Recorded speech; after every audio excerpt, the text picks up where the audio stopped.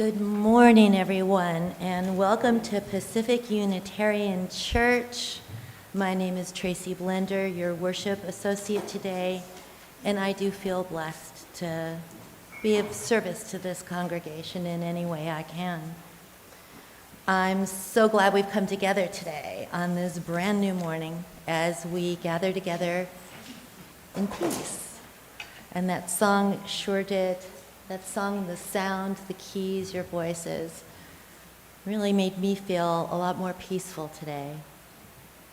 Welcome to all those who come through our doors, the joyful, heartbroken, atheists, Christians, Muslims and Jews, straight, gay, bisexual, transgender, and every other walk of life that reveres peace and wonder, and who may be searching, seeking. We welcome you into our community and know we were richer for having you here.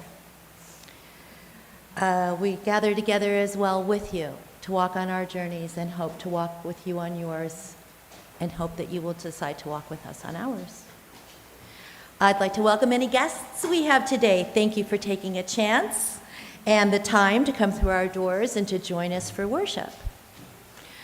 We have lunch after services, which is $5, which is a steal of a deal. And if this is your first time ever joining us, lunch is on us. Please stay so we can get to know you. We have religious education, we have childcare, we have all kinds of things available to you. Please feel free to ask me or Gabby in the office or pretty much anyone else. I have a few announcements for you this morning. We have a vibrant social justice team, and they are bringing a film every month. How many people in here have attended any of the films? Wow, awesome. That's a nice amount of people. It's called Israelism. It's a free screening. It's on December 6th at 7 p.m. That's a Friday, December 6th at 7 p.m. And it is about two American Jews raised unconditionally to love Israel and their journey.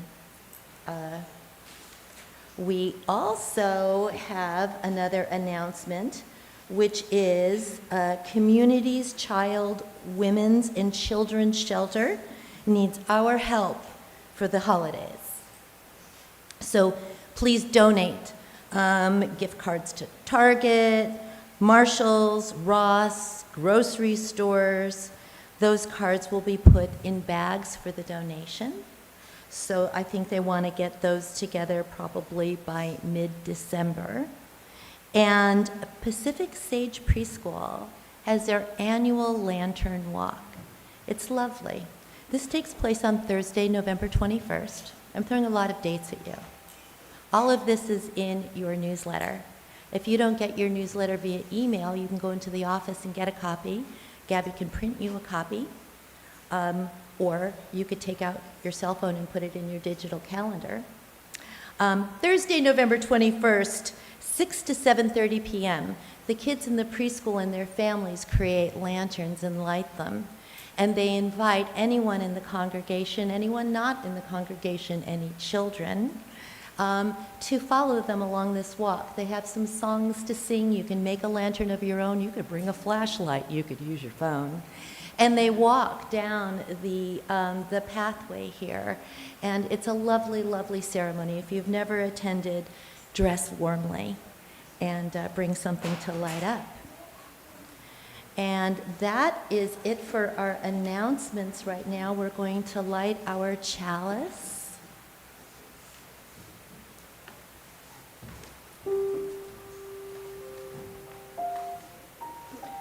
I love to remember that at this hour, or in the hours that preceded us as we're on the West Coast, in small towns and big cities and single rooms and ornate sanctuaries, many of our sibling Unitarian Universalist congregations have also lit a flaming chalice. As we light our chalice today, we can remember that we are part of a greater community of faith. It is hoped that this dancing flame inspires us to fill our lives with the Unitarian Universalist ideals of love, justice, and truth.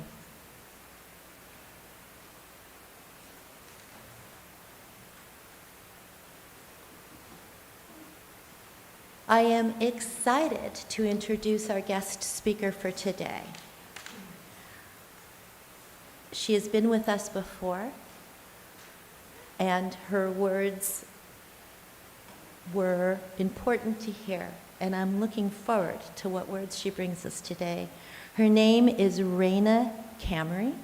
She serves the affiliated community minister the community-affiliated community minister at the Unitarian Universalist Church in Anaheim, a native of Southern California and a longtime Unitarian Universalist. She holds a Master of Divinity degree from Medville Lombard Theological School and an MA in History from Cal State Fullerton. As an avid reader since the age of 5, she has been a lifelong student of history, world religions, and the divine feminine, and good stories. Prior to her ordination as a UU minister, she worked as a UU Director of Religious Education and in school and academic libraries, including the UC Irvine Science Library. She and her husband, Stefan, support social justice activities in Orange County. And she will bring us our opening words this morning. Rayna.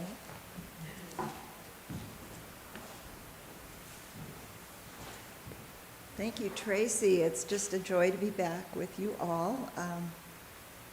And I want to thank everybody. We pulled this together kind of quickly for me to be the speaker this morning. So everybody worked pretty hard to get this together. And a nice thank you to Pastor Joshua for inviting me today.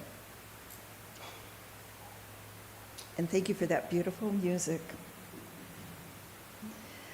Welcome to this place. This is a home where no revealed truths are promoted and no scripture or human being accepted as infallible. This is a place for searching for truth. But we are believers. We believe in intellectual freedom. We believe in justice. We believe in compassion and concern for each other and the whole world. We believe in commitment to those ideals which make us caring and active in the struggles for human dignity. We are Unitarian Universalists.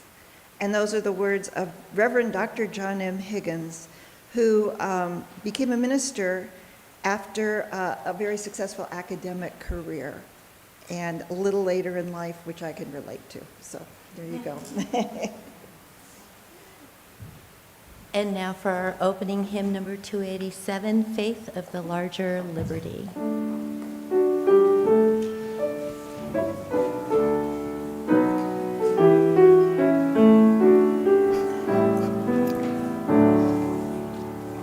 Faith of the larger liberty, source of the light expanding, law of the church that is to be, old bondage not withstanding, faith of the free, by thee we live, by all thou givest, and shall give our loyalty commanding.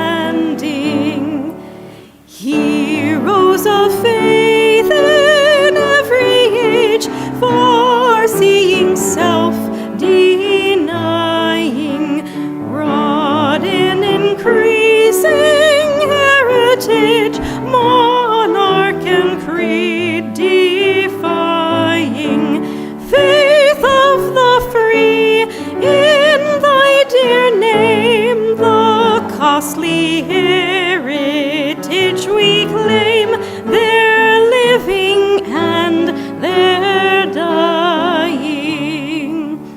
Faith for the people everywhere, whatever their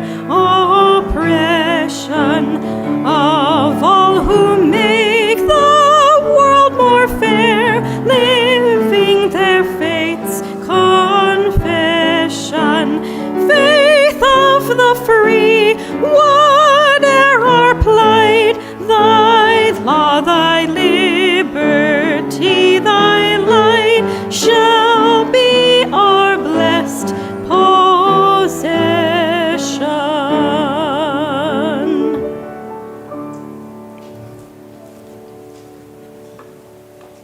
I was uttering those words just the other day.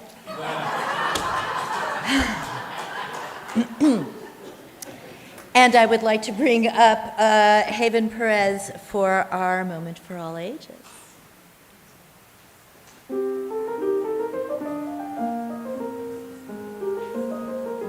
The old gang is back.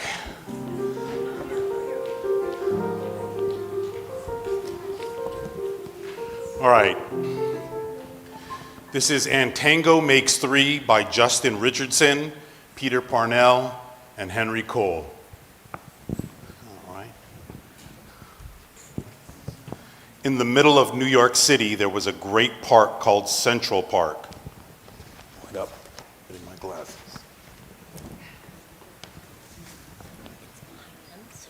Oh, okay, all right. Thank you. In the middle of New York City, there was a great big park called Central Park. Children love to play there. It has a toy boat pond where they can sail their boats. It has a carousel to ride in the summer and in the ice rink to skate on in the winter. Best of all, it has its very own zoo. Every day, families of all kinds go to visit the animals that live there. But the children and their parents aren't the only families at the zoo. The animals make families of their own. There are red panda bear families with mothers and fathers and furry red panda bear cubs. There are monkey dads and monkey moms raising noisy monkey babies. There are toad families and toucan families and cotton-top tamarin families too. And in the penguin house, there are penguin families. Every year at the same time, the girl penguins start noticing the boy penguins, and the boy penguins start noticing the girls. When the right girl and the right boy find each other, they become a couple. Two penguins in the penguin house were a little bit different. One was named Roy. The other was named Silo. Roy and Silo were both boys, but they did everything together. They bowed to each other and walked together. They sang to each other and swam together. Wherever Roy went, Silo went too. They didn't spend much time with the girl penguins, and the girl penguins didn't spend much time with them. Instead, Roy and Silo wound their necks around each other. Their keeper, Mr. Gramsay, noticed the two penguins and thought to himself, they must be in love. Roy and Silo watched how the other penguins made a home, so they built a nest of stones for themselves. Every night, Roy and Silo slept there together, just like the other penguin couples. And every morning, Roy and Silo woke up together. But one day, Roy and Silo saw that the other couples could do something they could not. The mama penguin would lay an egg. She and the papa penguin would take turns keeping the egg warm until finally it would hatch. And there would be a baby penguin. Roy and Silo had no egg to sit on and keep warm. They had no baby chick to feed and cuddle and love. Their nest was nice, but it was a little empty. One day, Roy found something that looked like what the other penguins were hatching, and he brought it to their nest. It was only a rock, but Silo carefully sat on it, and sat, and sat. When Silo got sleepy, he slept. And when Silo was done sleeping and sitting, he swam and Roy sat. Day after day, Silo and Roy sat on the rock, but nothing happened. Mr. Gramsay got an idea. He found an egg that needed to be cared for, and he brought it to Roy and Silo's nest. Roy and Silo knew just what to do. They moved the egg to the center of the nest. Every day they turned it, so each side stayed warm. Some days Roy sat while Silo went for food. Other days it was Silo's turn to take care of their egg. They sat in the morning and they sat at night. They sat through lunchtime and swim time and supper. They sat at the beginning of the month and they sat at the end of the month. And they sat all of the days in between. Until one day they heard a sound coming from inside their egg. Peep, peep, peep, peep, it said. Roy and Silo called back. Squawk, squawk. Peep, peep, answered the egg. Suddenly a tiny hole appeared in the egg shell. And then, crack! Out came their own baby. She had fuzzy white feathers and a funny black beak. Now Roy and Silo were fathers. We'll call her Tango, Mr. Gramsay decided, because it takes two to make a tango. Roy and Silo taught Tango how to sing for them when she was hungry. They fed her food from their beaks. They snuggled her in their nest at night. Tango was the first penguin in the zoo to have two daddies. Soon Tango grew strong enough to leave the nest. Roy and Silo took her for a swim, just like all the other penguin families. And all the children who came to the zoo could see Tango and her two fathers playing in the penguin house with the other penguins. Hooray, Roy! Hooray, Silo! Welcome, Tango, they cheered. At night, the three penguins returned to their nest. There they snuggled together, and like all the other penguins in the penguin house and all the other animals in the zoo and all the other families in the big city around them, they went to sleep. Thank you.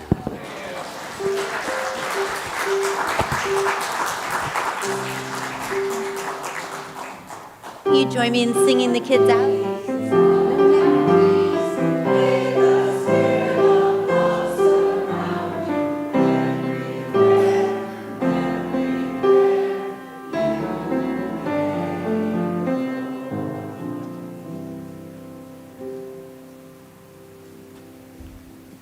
And now's the time of our service when we can share what lies in our hearts, a joy, a concern. And we've done a great job of keeping announcements for other times before or after the service, so thank you for that. Please come share what's on your heart.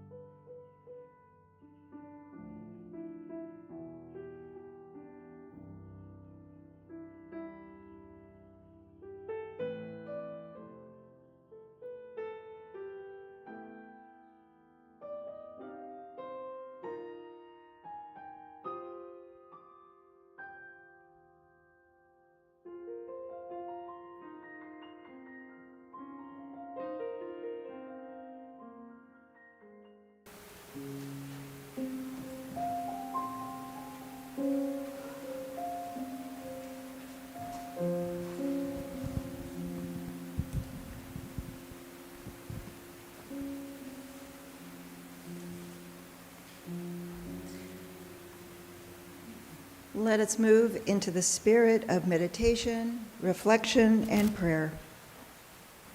Close your eyes, take a deep breath, however you feel comfortable, and helps you find your own center.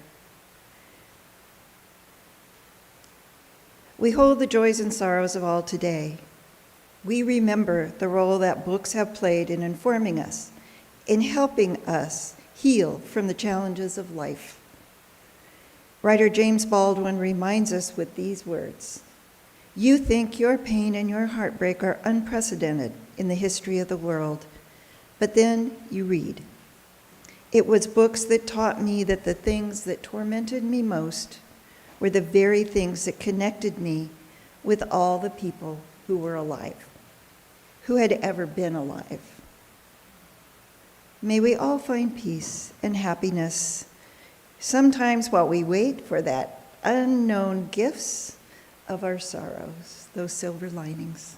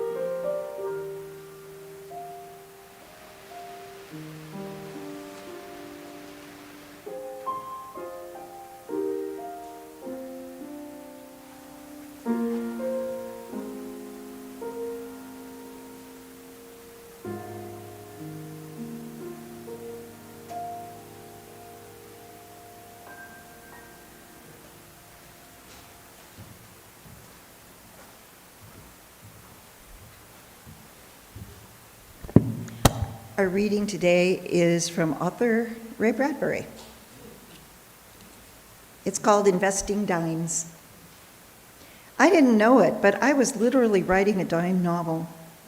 In the spring of 1950, it cost me $9.80 to write and finish the first draft of The Fireman, which later became Fahrenheit 451. In all the years from 1941 to that time, I had done most of my typing in the family garages, either in Venice, California, where we lived because we were poor, not because we were trendy, or behind the tract house where my wife, Marguerite, and I raised our family. I was driven out of my garage by my loving children, who insisted on coming around to the rear window and singing and tapping on the pane. Father had to choose between finishing a story or playing with the girls. I chose to play, of course, which endangered the family income. An office had to be found, but we couldn't afford one. Finally, I located just the place, the typing room in the basement of the library at the University of California at Los Angeles. There, in neat rows, were a score or more of old Remington or Underwood typewriters, which rented out at a dime a 1/2 hour. You thrust your dime in, the clock ticked madly, and you typed wildly to finish before the half hour was out. Thus I was driven by children to leave home and by a typewriter timing device to be a maniac at the keys. Time was indeed money. I finished the first draft in roughly 9 days. At 25,000 words, it was half the novel it would eventually become. Between investing dimes and going insane when the typewriter jammed, for there you went your precious time, or whipping pages in and out of the device, I wandered downstairs. There I strolled, lost in love, turning pages, thrusting volumes back and forth, drowning in all the good stuffs that are the essence of libraries. What a place, don't you agree, to write a novel about burning books in the future. Please rise as you're comfortable for our hymn.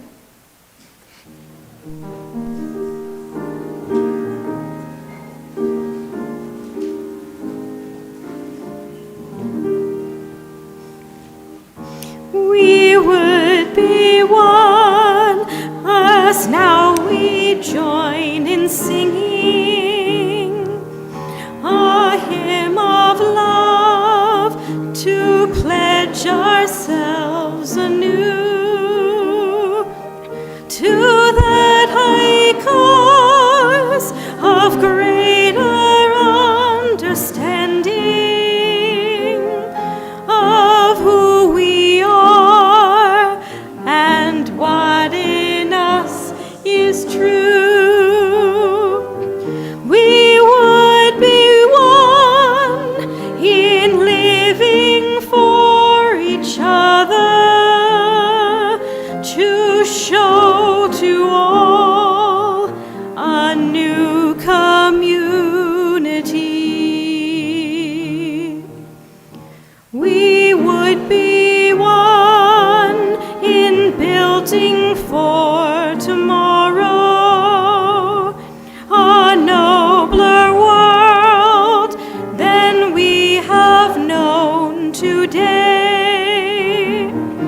We would be one in searching for that meaning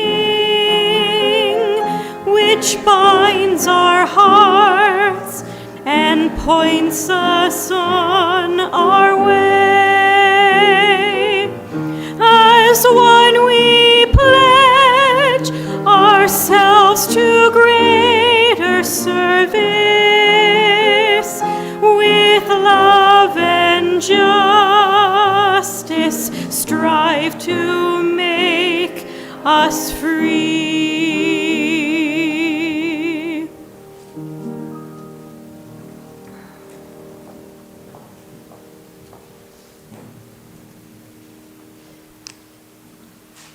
Thank you for singing that song with me. I just love that hymn.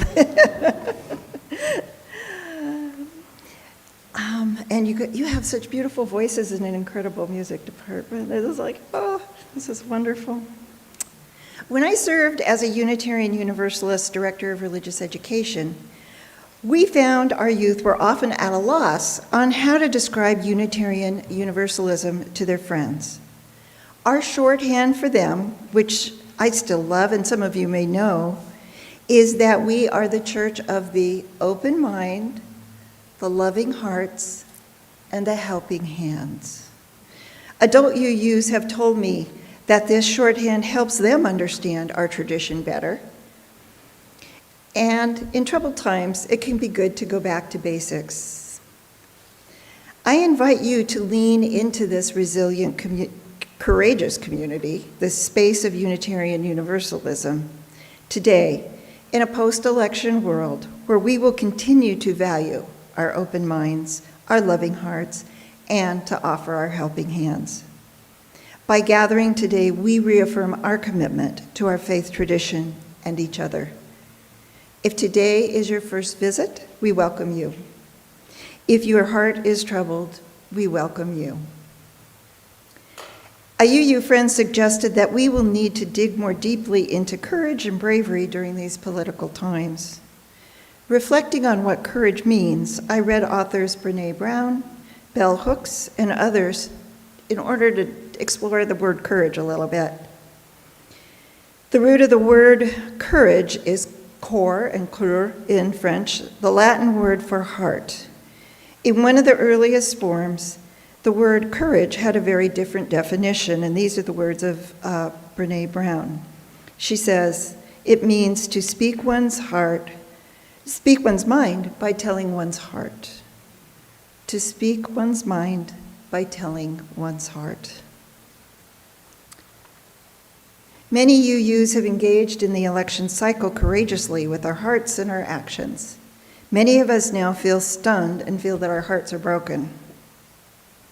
Brown speaks to the vulnerability love requires, actions that take a whole lot of courage. How do we find the courage to go forward as UUs in this upside-down ethical reality we find ourselves in today?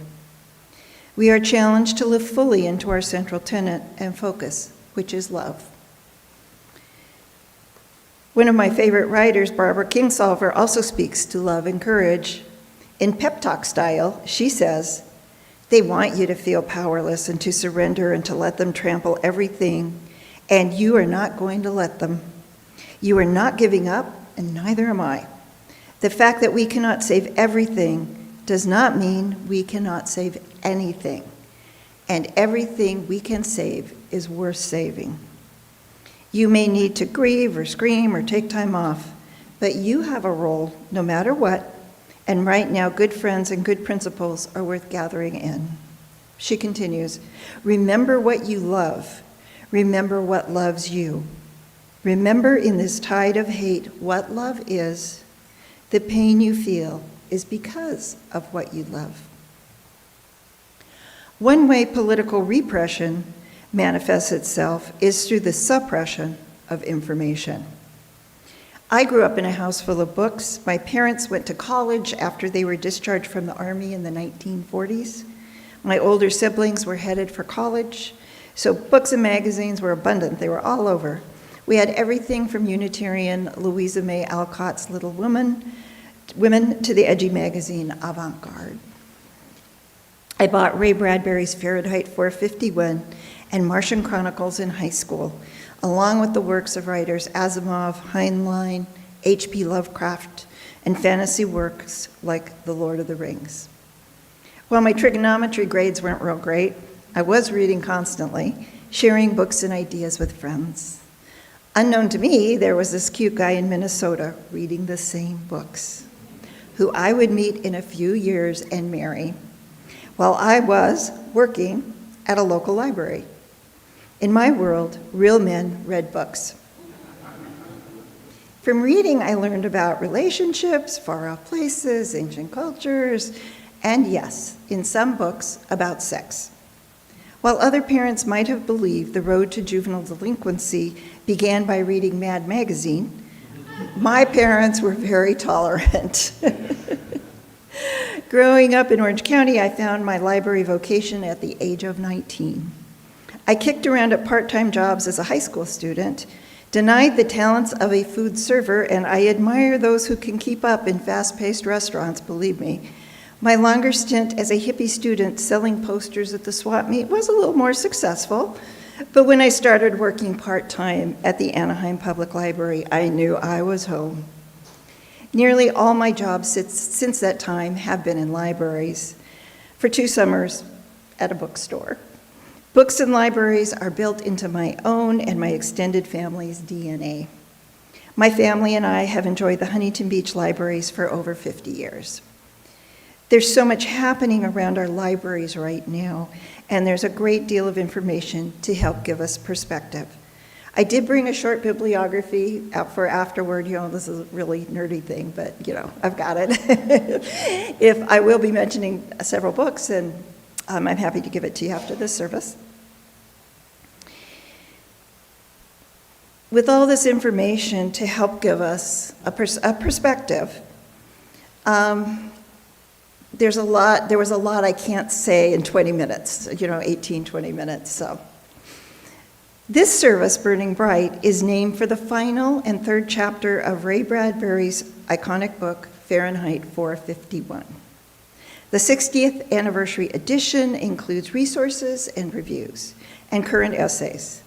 Francois Truffaut directed the mesmerizing 1966 Fahrenheit 451 movie.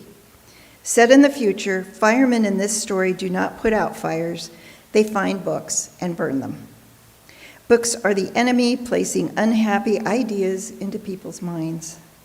The government prefers to have its citizens' house walls covered with video screens, earbuds in ears, to help crowd out unpleasant thoughts. In the story, the fireman Montag takes the forbidden fruit, begins reading the banned books.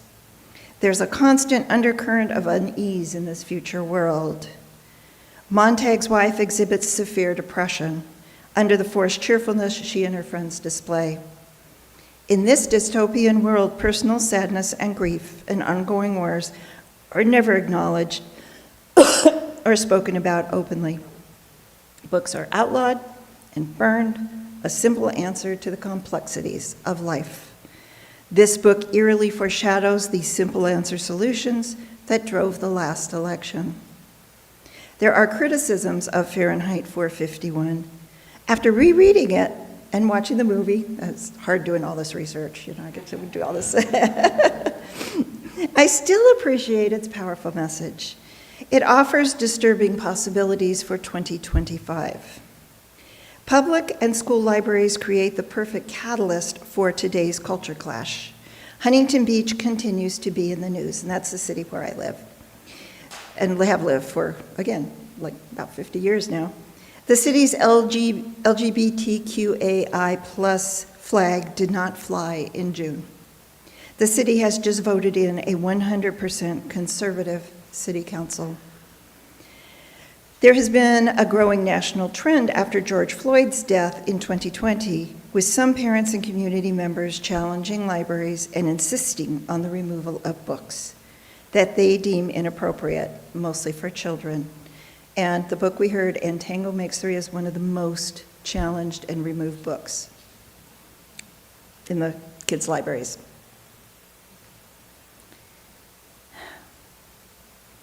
Challenging libraries and insisting on the removal of books that they deem inappropriate, mostly for children.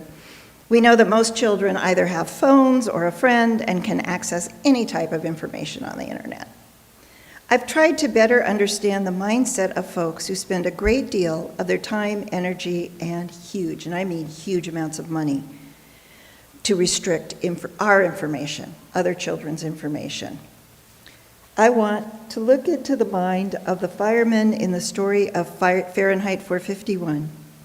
In her book, Book Banning in the 21st Century America, the amazing Emily Knox tells us that book banning is a highly symbolic action, insisted on by citizens who find progressive ideas alien, intended to publicly bring their community into alignment with their perceived correct values for the higher public good.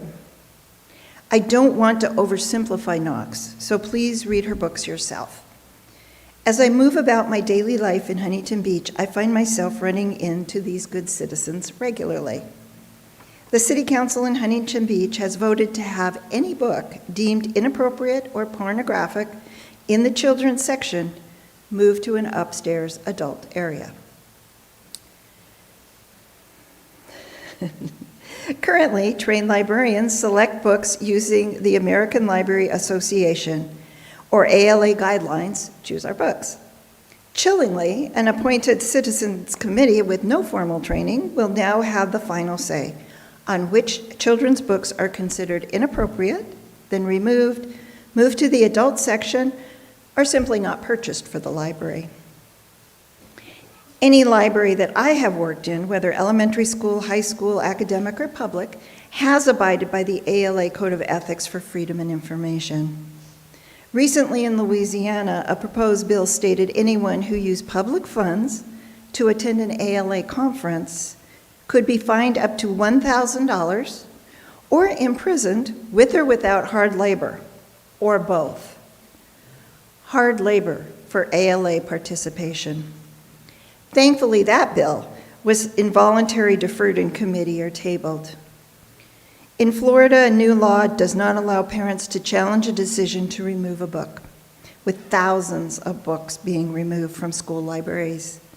The list goes on. Many citizens do believe these are the right actions to take, and they now wield real power.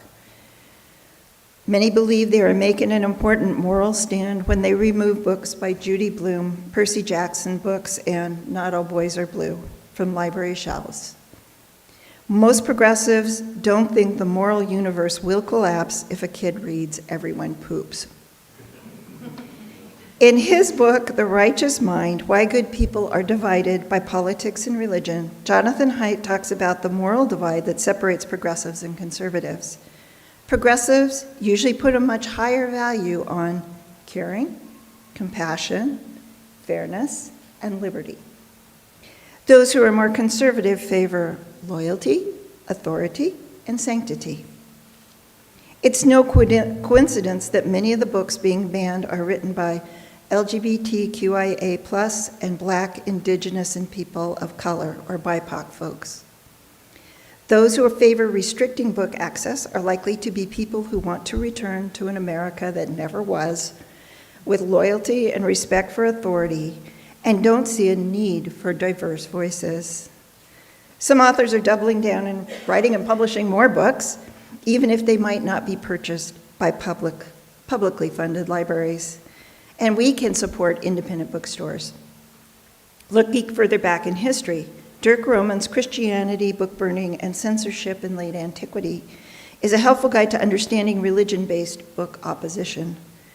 One surprise to me was Roman's conclusion that many ancient Greek, Latin, and Egyptian texts that were pre-Christian were not burned or destroyed intentionally.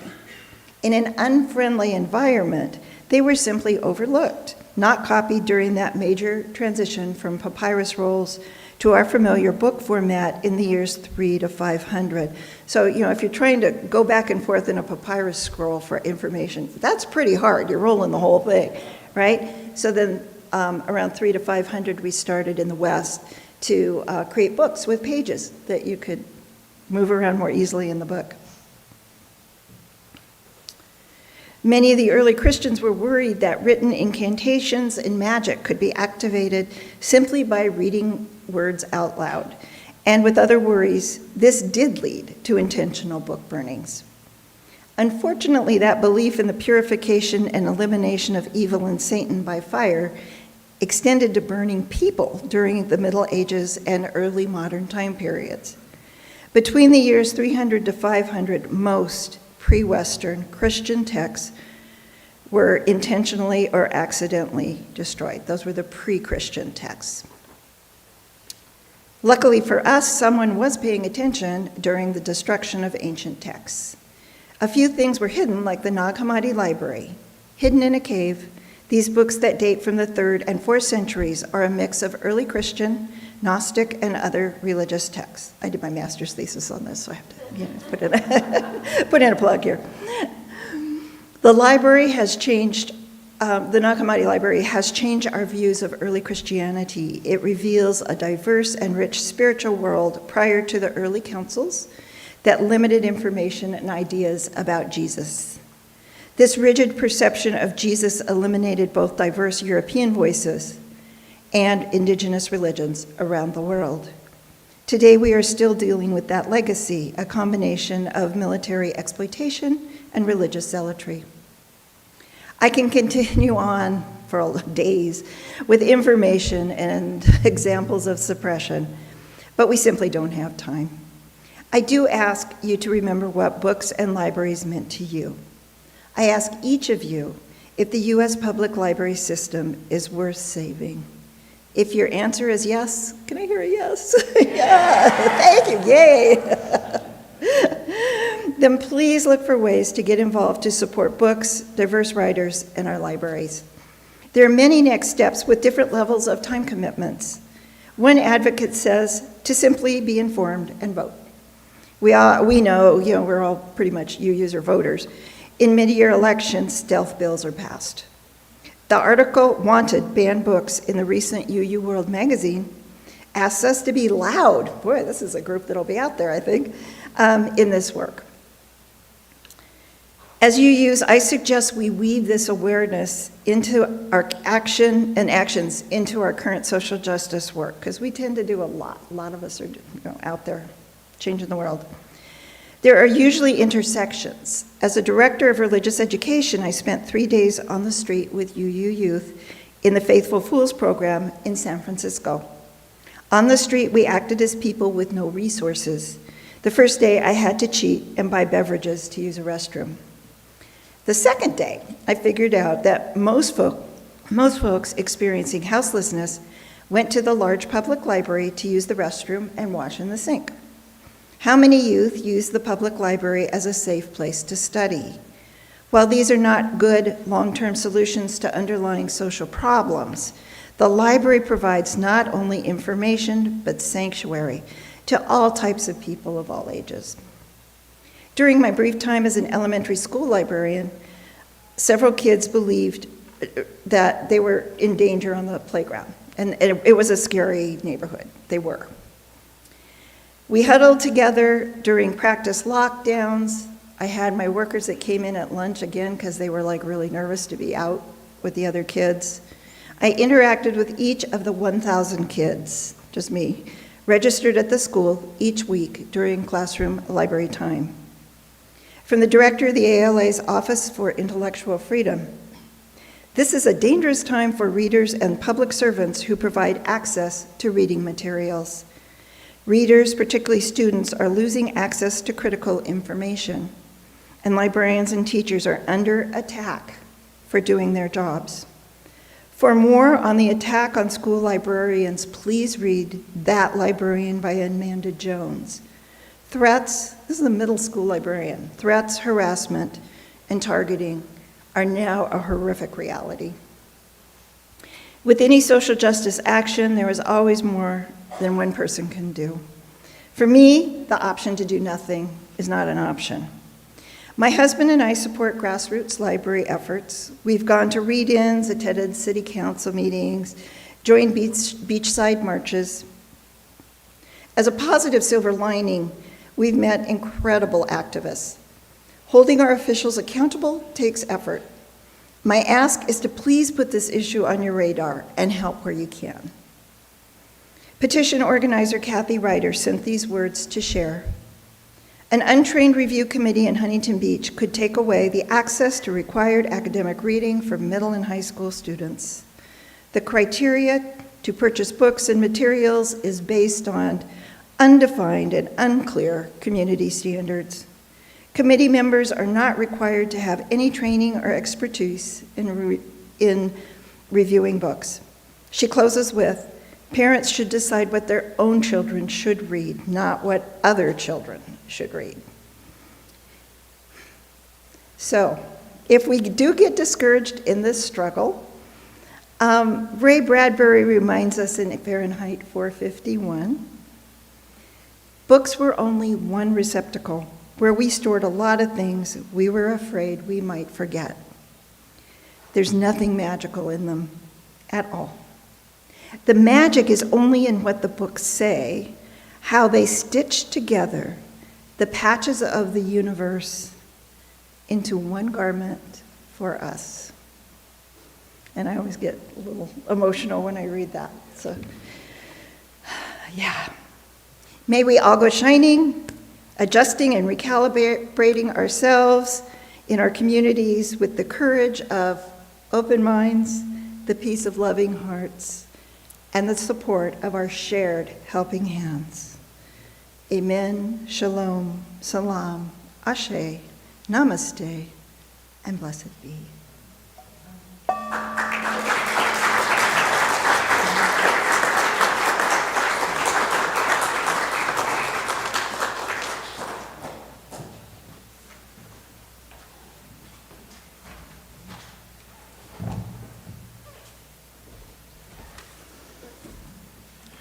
Thank you so much. It's hard to catch your breath after that, isn't it? We will stay strong and stick by our principles. We will not have people tell us what to read, what to do, what to say, what to think. We will not have people stop us from putting money into the offertory on this Sunday.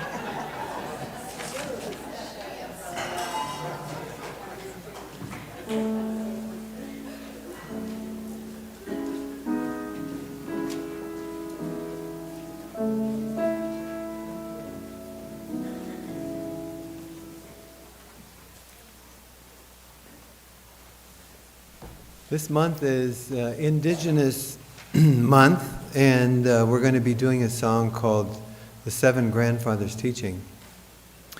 In the summer, I go to a place in Wisconsin where I've met a brilliant young man who's from the Ojibwe tribe in Red Cliff, and he and I have been putting together some music, and this is one of the pieces where he wanted a piece that would be something that he could bring to children and adults to remind them of the 7 teachings of the Ojibwe, which you will hear in the song. And you'll also hear those words in Ojibwe.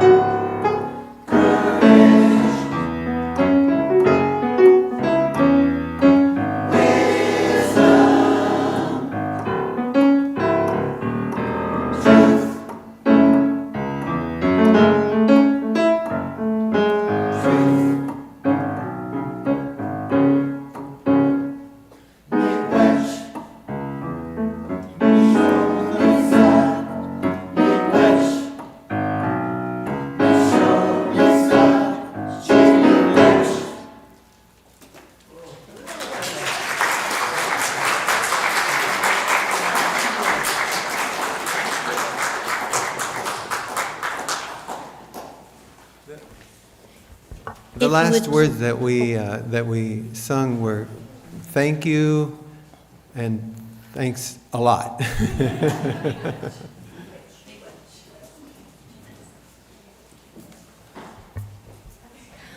If you would join me in the affirmation of gratitude. Oh, thank you. Kelly's on it as usual. Let us be grateful when we are able to give, for many don't have that privilege. Let us be grateful for all those who share their gifts, for we are enriched by their giving. And let us also be grateful for, so that we may experience the generosity of others. And our closing hymn, 1028, The Fire of Commitment.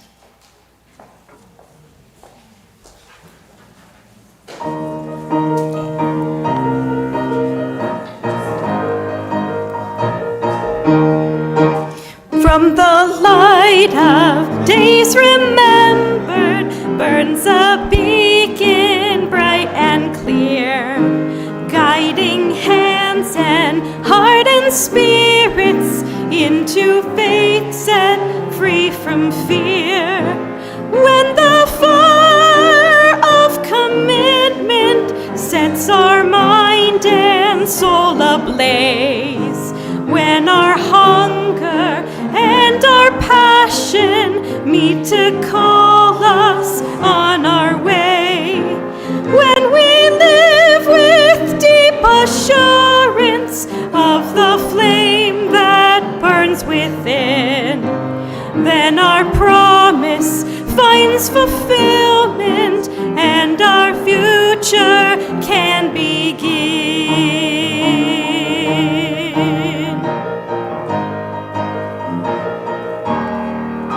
From the stories of our living rings a song both brave and free, calling pilgrims still to witness to the life of liberty.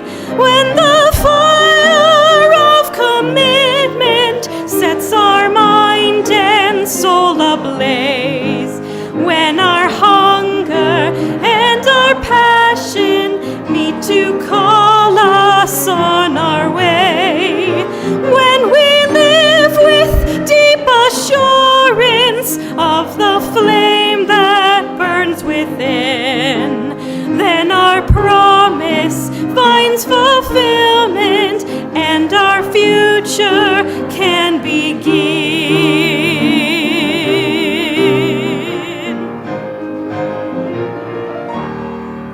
From the dreams of youthful vision comes a new prophetic voice, which demands a deeper justice built by our courageous choice. When the fire of commitment sets our mind and soul ablaze, when our hunger and our passion meet to call us on our way, when we live with deep assurance of the flame that burns within, then our promise finds fulfillment and our future can begin.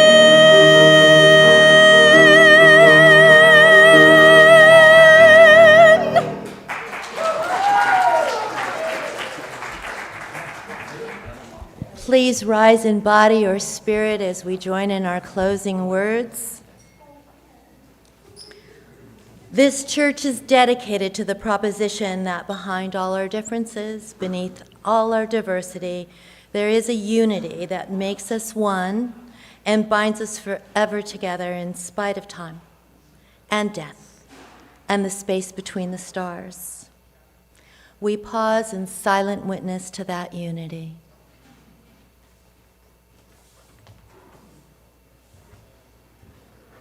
May the blessing of love be upon you. May love's peace abide within you.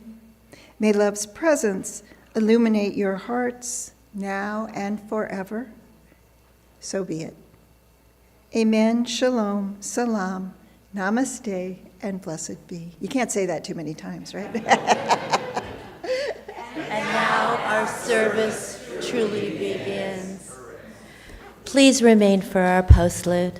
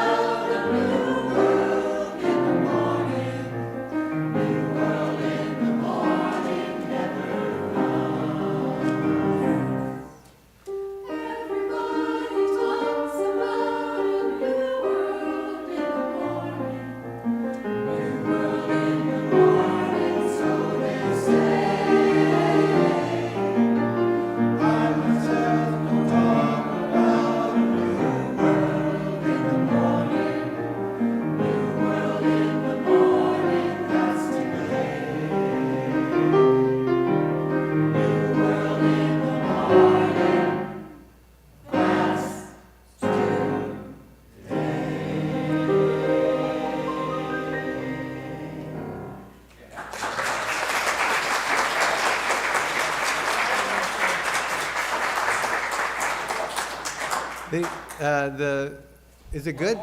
One more? Okay. There's still, the food is still on the stove, so we're going to do one more song.